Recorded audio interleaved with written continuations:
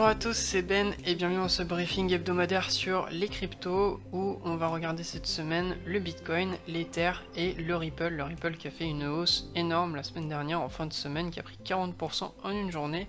Donc ça fait pas de mal de voir un petit peu de tendance haussière sur les cryptos ces derniers temps. D'un point de vue trading, pour l'instant on ne passe pas de position, sachant qu'on a un Bitcoin qui est dans une très forte compression. Donc c'est un petit peu difficile d'avoir des biais sur le long terme.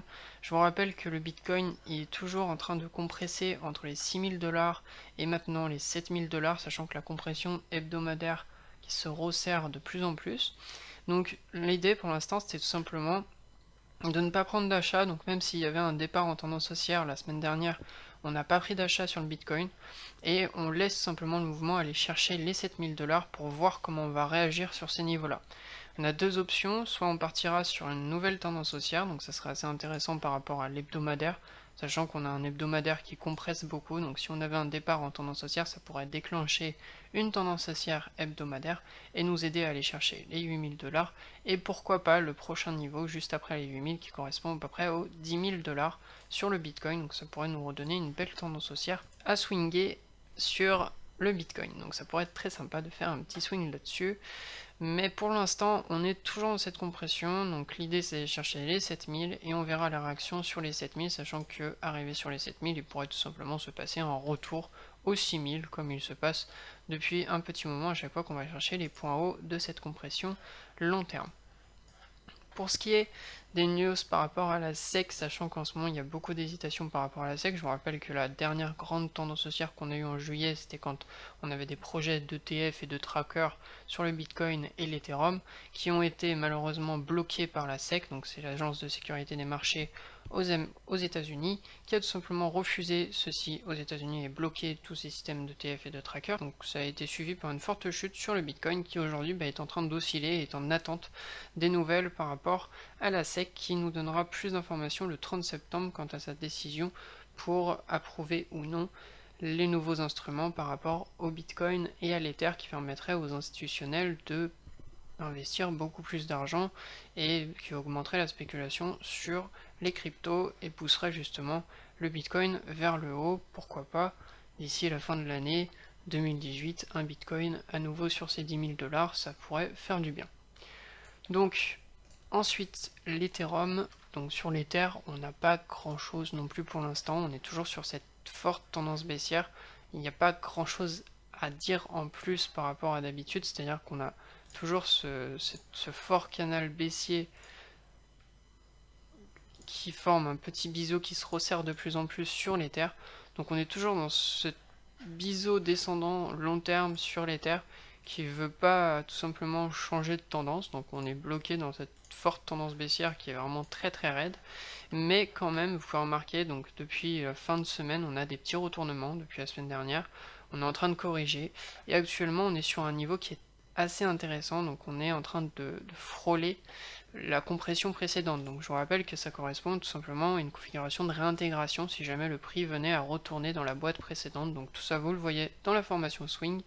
La configuration en réintégration, c'est un setup anticipé, donc vous pouvez commencer à prendre des achats quand le marché réintègre les niveaux précédents, sachant que ça crée une aspiration en général vers le haut de la boîte, pour ensuite, justement, c'est là que c'est intéressant, soit on casse directement, donc soit le prix pourrait tout simplement être aspiré à l'intérieur de la boîte, on va faire un peu plus clair pour que vous voyez, et ensuite casser pour retourner chercher les prochains niveaux, ou bien, une fois arrivé à ces niveaux-là, il pourrait tout simplement redescendre, soit nous faire une configuration en épaule, tête-épaule comme ceci, soit tout simplement repartir à la baisse et ne pas tenir compte de tout ce qui se passe actuellement, donc ne même pas tenir compte d'une possible correction sur l'Ether.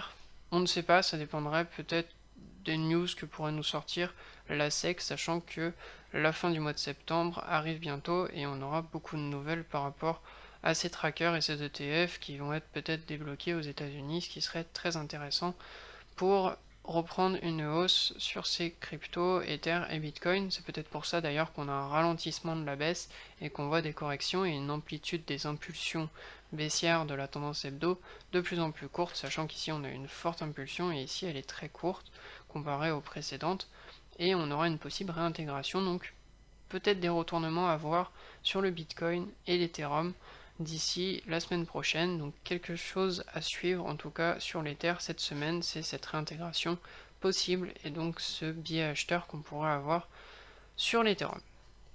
On termine avec le Ripple. Donc le Ripple, c'était très intéressant, sachant que le Ripple, bah voilà, tout simplement, il n'y a rien à dire. On a eu une première journée, donc jeudi, une journée à peu près, une variation à peu près de 30-40%, je sais plus, on a commencé la journée, on était à 0,32 centimes et on a terminé la journée à 0,47 centimes. Donc on a eu une variation monstrueuse en une journée, ça a fait beaucoup de volume.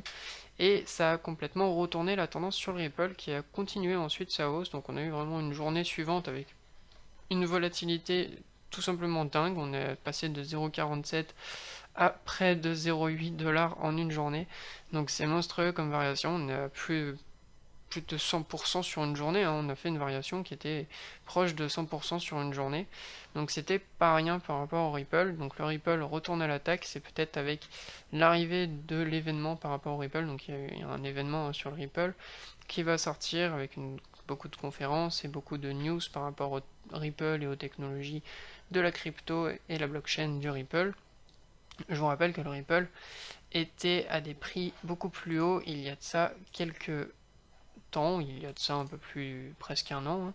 On était aux alentours de pas loin de 3 $ sur le Ripple, donc on était même un peu plus haut que 3 $. Donc aujourd'hui on se retrouve à quelques centimes, donc 60 centimes, presque 60 centimes sur le Ripple, donc ça fait du bien de voir une nouvelle tendance haussière arriver sur le Ripple. Alors on n'était pas à l'achat simplement parce que je ne suis pas le Ripple de près, je ne cherche pas forcément à acheter le Ripple maintenant, sachant que je me concentre majoritairement sur le Bitcoin et l'Ether que je trouve quand même beaucoup plus stable. En tout cas, on a un Ripple qui retourne clairement en tendance haussière, donc on va pas forcément chercher un point d'entrée pour l'instant là-dedans, on va surtout se concentrer sur l'Ether et le Bitcoin pour l'instant, et on verra pour le Ripple une prochaine fois, peut-être quand il sera moins volatile. En tout cas, c'était juste pour faire un petit point et vous montrer que les cryptos, rien n'est fini et tout peut encore monter, sachant qu'on peut avoir des variations de plus de 50% en une semaine, donc c'est quand même assez sympa et plutôt magnifique de voir que les cryptos reviennent en force. On va se laisser là-dessus et j'espère que cette vidéo vous a plu. N'hésitez pas à laisser un j'aime et à partager la vidéo. On se revoit la semaine prochaine pour la suite sur les cryptos. C'était Ben, ciao et bye.